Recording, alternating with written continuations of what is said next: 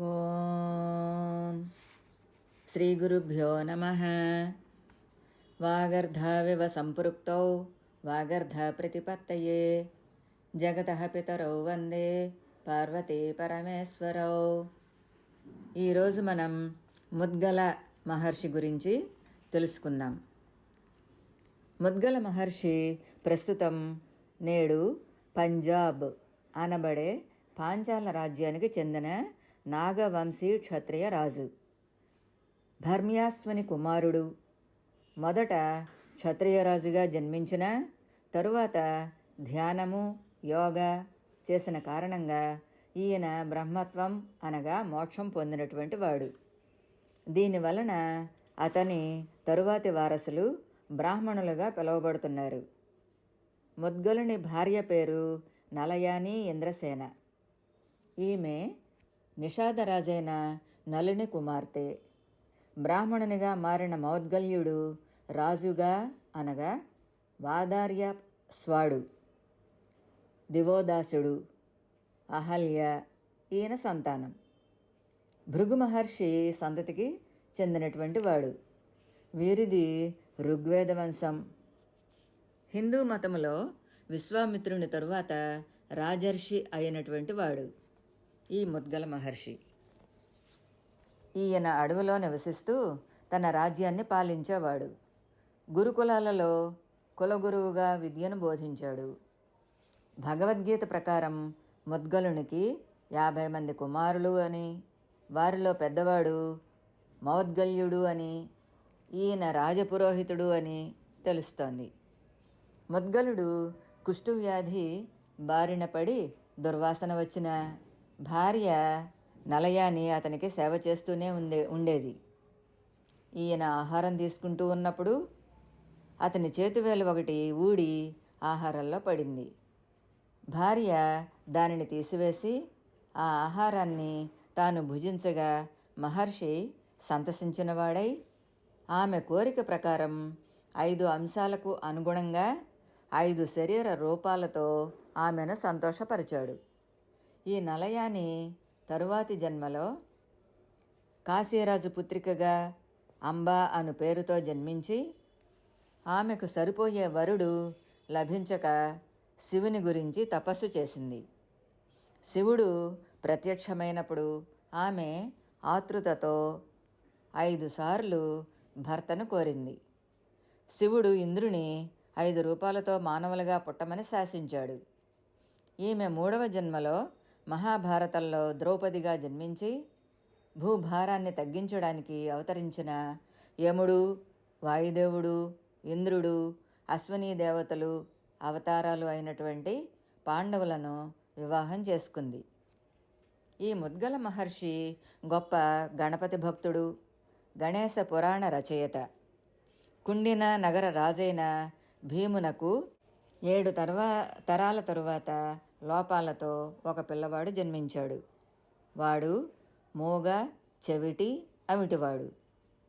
రాజు కోపంతో ఆ బిడ్డను తీసుకొని భార్యను దూరంగా ఎక్కడికైనా పొమ్మన్నాడు. ఆమె బిచ్చమెత్తుకుంటూ గ్రామాలు తిరుగుతోంది. అలా తిరుగుతూ ఉన్నప్పుడు ఒక బ్రాహ్మణ బాలుని దేహముపై నుండి వీచినటువంటి గాలి వల్ల ఆ పిల్లవాని అవిటితనం పోయింది. బాగుపడ్డాడు. ఆ బ్రాహ్మణ బాలుని వెతుకుతూ తిరుగుతూ ఉన్నటువంటి వారికి గణపతి ఒక చిన్న పిల్లవానిగా మారి, నా పేరు గజాననుడు, మీకు వరాలు ఇవ్వాలి అని అనుకున్నాను, కానీ నేను వరాలిస్తే నా భక్తుని కించపరిచినట్లు అవుతుంది, కావున ఆ వరాలు నా భక్తుడైన ముద్గల మహర్షి ఇస్తాడు అని చెప్పి మాయమైపోయాడు. తరువాత ముద్గలుడు దక్షునికి ఓం అను ఏకాక్షర మంత్రాన్ని ఉపదేశించగా దానిని అతడు పుష్కర కాలం నియమనిష్టలతో అనుష్ఠించాడు. ముద్గల నుండే మౌద్గల్య అని పిలువబడే బ్రాహ్మణుల రాజవంశం వచ్చింది. ఋషి ముద్గల వ్యాసుని శిష్యునిగా చెప్పుకున్నాడు. శాకల్య అను పేరు గల మాండుకేయ కుమారుడు తాను సేకరించిన జ్ఞానాన్ని 5 విభాగాలుగా చేసి వాత్స్య, ముద్గల, శాలీయ, గోఖల్య, శిశిర అనువారికి అప్పగించాడు. ముద్గలుడు పంట పండిన తరువాత పొలాలలో మిగిలిపోయిన ధాన్యాన్ని సేకరించి జీవించినందువలన ఆయనది ఉంఛవృత్తి అని పిలుస్తారు. ఈయన అశాశ్వతమైన వాటి ద్వారాగా శాశ్వతత్వాన్ని పొందాడు. ముద్గల గోత్రంలో ప్రధానంగా ఉన్న వ్యక్తులు ముద్గల, మౌద్గల్య, మౌద్గిల్, మోడ్గిల్ అనువారు. మనిషి ఎప్పుడు దాన ధర్మాలు, పరోపకారము చేయాలి అని ముద్గల మహర్షి వలన తెలుస్తోంది. తపం కన్నా దానం గొప్పది. అది న్యాయంగా సంపాదించిన దానితోనే చెయ్యాలి. మనం కష్టపడి సంపాదించినది మాత్రమే దానం చేయాలి. ఈ విధంగా దాన ధర్మాలు చేయడంలో ముద్గల మహర్షి గొప్పవాడు. ముద్గలుడు విద్యలన్నీ నేర్చుకొని వివాహమై పిల్లలు పుట్టాక వారితో కలిసి కురుక్షేత్రంలో ఉండేవాడు. ముద్గలుడు పంట పండిన తరువాత పొలాల్లో మిగిలిపోయిన ధాన్యాన్ని సేకరించి జీవించేవాడు. దీనిని శిలోంఛ వృత్తి అంటారు. పరమ ధర్మాత్ముడు, జితేంద్రియుడు, నిత్య సత్య భాషణుడు, ఎవరిని నిందించేవాడు కాదు. శిలోంఛ వృత్తి చేత ద్రోణి నిండా ధాన్యం ప్రోగు చేస్తాడు. ద్రోణి అంటే ఇంచుమించు 15.5 సేర్లు. దానితో ఇష్టీకృతము అనే యజ్ఞం చేస్తూ 15వ రోజున ప్రతి అమావాస్య, పూర్ణిమ తిథులకు దర్శ పౌర్ణమాస యాగం అనేది చేస్తూ ఉండేవాడు. యజ్ఞాలలో దేవతలకు, అతిథులకు ఇవ్వగా మిగిలిన దానితో కుటుంబ సహితంగా గడుపుకునేవాడు. ఇంటిలో తను, తన భార్య, కొడుకు మాత్రమే ఉండేవారు. ముగ్గురు కూడా ఒక పక్షంలో అంటే 15 రోజులలో ఒకరోజు మాత్రమే అన్నం తినేవారు. అతని ప్రభావం ఎంతటిది అంటే సాక్షాత్తు దేవేంద్రుడు ప్రతి పర్వదినాన దేవతలతో కలిసి వారి యజ్ఞానికి వచ్చి తన భాగాన్ని తీసుకునేవాడు. గుమ్మల్లో అతిథి కనిపించగానే ఆ అన్నం తప్పక వృద్ధి చెందుతూ ఉండేది. ముద్గలముని చేసే ఈ వ్రతం గురించిన కీర్తి చాలా దూరం వ్యాపించింది.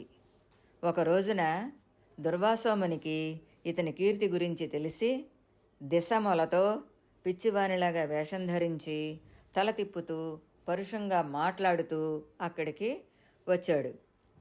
వస్తూనే, విప్రోత్తమా, నేను అన్నం తినాలి అని ఇక్కడికి వచ్చినట్లు నీకు తెలిసే ఉంటుంది అన్నాడు. ముద్గలుడు వెంటనే అర్ఘ్యపాద్యాదులు సమర్పించి మిక్కిలి శ్రద్ధతో వండించి పెట్టాడు. అది చాలా రుచికరంగా ఉంది. అంతా తినేశాడు. ముద్గలుడు మరల అన్నం పెడుతూనే ఉన్నాడు. అంతా తినేసి చివరకు మిగిలిన ఎంగిలి అన్నాన్ని శరీరానికి పూసుకొని ఎక్కడి నుంచి వచ్చాడో అక్కడికే వెళ్ళిపోయేవాడు. ఈ రీతిగా 6 సార్లు విడవకుండా ప్రతి పర్వదినాన అతడు వచ్చాడు. ఎప్పుడూ కూడా ముద్గలముని మనసులో ఈర్ష్య, అసూయ, కోపము అతడు చూడలేదు. దీనితో దుర్వాసునికి సంతృష్టి కలిగింది. అతడు ముద్గలునితో, ముని, ఈ లోకంలో నీకు సాటి వచ్చే దాత ఎవరూ లేరు. భోజనం వలననే ప్రాణులు రక్షించబడుతూ ఉంటాయి. ఇంద్రియాలు అన్నిటినీ అదుపులో ఉంచుకొని ఆకలి బాధను సహిస్తూ కష్టపడి సంపాదించిన ధనాన్ని పరిశుద్ధ హృదయంతో దానం చేయడం మిక్కిలి కష్టం. దీనిని నీవు సిద్ధింపజేసుకున్నావు. నీవు సత్కార్యంతో అన్ని లోకాలను జయించావు. పరమపదాన్ని పొందావు. దేవతలు కూడా నీ దాన మహిమను సర్వత్రా కీర్తించి చాటింపు వేస్తున్నారు అని అన్నాడు. దుర్వాసోముని అలా అంటూ ఉండగానే ఒక దేవదూత విమానంతో సహా వచ్చి, ముని, ఈ విమానం మీ సత్కర్మలకు లభించింది. మీరు సిద్ధపురుషులు అయ్యారు. దీనిలో ఆసీనులు కండి అన్నాడు. ముద్గలముని అతనితో, దేవదూత, సత్పురుషులతో 7 అడుగులు కలిసి నడవగానే మైత్రి ఏర్పడుతుంది. ఆ మైత్రిని పురస్కరించుకొని నిన్ను అడుగుతున్నాను. సత్యము, హితకరము అయిన దానినే నీవు సమాధానంగా చెప్పు. నీ మాట విన్న తరువాత నా కర్తవ్యాన్ని నిశ్చయించుకుంటాను. స్వర్గంలో ఏ సుఖం ఉంది, ఏ దోషం ఉంది అని అడిగాడు. దానికి దేవదూత ఇలా చెప్తున్నాడు. స్వర్గం ఇక్కడకు చాలా పైన ఉండే లోకం. దానినే స్వర్లోకం అని కూడా అంటారు. ధర్మాత్ములు, జితేంద్రియులు, శమ దమ సంపన్నులు, ద్వేషరహితులు, దాన ధర్మాలు చేసేవారు, యుద్ధాలలో పరాక్రమం చూపిన వీరులు స్వర్గానికి అర్హులు. స్వర్గంలో 33 యోజనాల మేర పెద్ద ఎత్తున ఒక పర్వతం ఉంది. దాని పేరు సుమేరుగిరి. అది బంగారుమయం. దాని మీద దేవతల నందనవనం ఉంది. ఇదే కాకుండా చాలా అందమైన వనాలు కూడా ఉన్నాయి. అవి పుణ్యాత్ములు విహరించే స్థలాలు. అక్కడ ఎవరికి ఆకలి దప్పికలు ఉండవు. చాలా సుఖవంతమైన జీవితం గడుపుతూ ఉంటారు. ఈ దేవలోకానికి పైన కూడా అనేక దివ్యలోకాలు ఉన్నాయి. వీటిలో అన్నిటికంటే పైన ఉన్నది బ్రహ్మలోకం. అక్కడ రుభులు అనే దేవతలు ఉంటారు. అక్కడి వారు సనాతనులు. మహాప్రళయకాలంలో కూడా అక్కడి వారికి నాశనం అనేది ఉండదు. అది పరాసిద్ధి దశ. స్వర్గంలో ఐశ్వర్యాలు అనుభవించాక క్రింది స్థానానికి దిగజారే ప్రాణుల మెడలో గల మాల వాడిపోతూ ఉంటుంది. ఇదే స్వర్గం నుండి పడిపోవటానికి సూచన అని చెప్పాడు. ముద్గలుడు అది విని, స్వర్గంలో చాలా గొప్ప దోషం ఉంది. స్వర్గంలో కానీ అక్కడి సుఖాలతో కానీ నాకు పని లేదు. పతనానంతరం స్వర్గవాసులకు ఎంత గొప్ప సుఖం కలుగుతుందో కదా. కనుక నాకు స్వర్గం అక్కరలేదు. భూలోకం కర్మభూమి, స్వర్గలోకం ఫలభూమి. కావున శోక విచారాల నుండి జీవుడు ముక్తుడు అయ్యే పరబ్రహ్మ పదం గురించి మాత్రమే నేను ఇప్పుడు ప్రయత్నం చేస్తాను అని చెప్పి ముద్గలుడు దేవదూతను పంపించేశాడు. ముద్గలుడు విశుద్ధ జ్ఞానయోగాన్ని ఆశ్రయించి నిత్యము ధ్యాన యోగ పరాయణుడై ఉంటూ ధ్యానంతో వైరాగ్యం బలపడి ఉత్తమ జ్ఞానం కలిగి దాని ద్వారాగా మోక్షరూపమైన పరమసిద్ధిని పొందాడు. దాన ధర్మానికి ప్రతీకమైన వాడు ఈ ముద్గల మహర్షి. ఈయన పేరు మీద ముద్గల పురాణం అని ఉన్న ఏకైక ఋషి ముద్గల మహర్షి. ఈయన 108 ఉపనిషత్తులలో ఒకటైన ముద్గల ఉపనిషత్తును రాశాడు. ఇప్పటి వరకు ఉన్న అన్ని ఉపనిషత్తులలోనూ ఈ ముద్గల ఉపనిషత్తు చాలా ప్రత్యేకమైంది. ఇందులో వైష్ణవ సంప్రదాయానికి పునాది విష్ణువు అని, ఆయనే సనాతన వ్యక్తి అని చెప్పినటువంటి వాడు. జనమేజయుని సర్పయాగంలో పాల్గొన్న వేద పండితుడు ఈ ముద్గల మహర్షి. ఓం ముద్గల మహర్షియే నమః. స్వస్తి.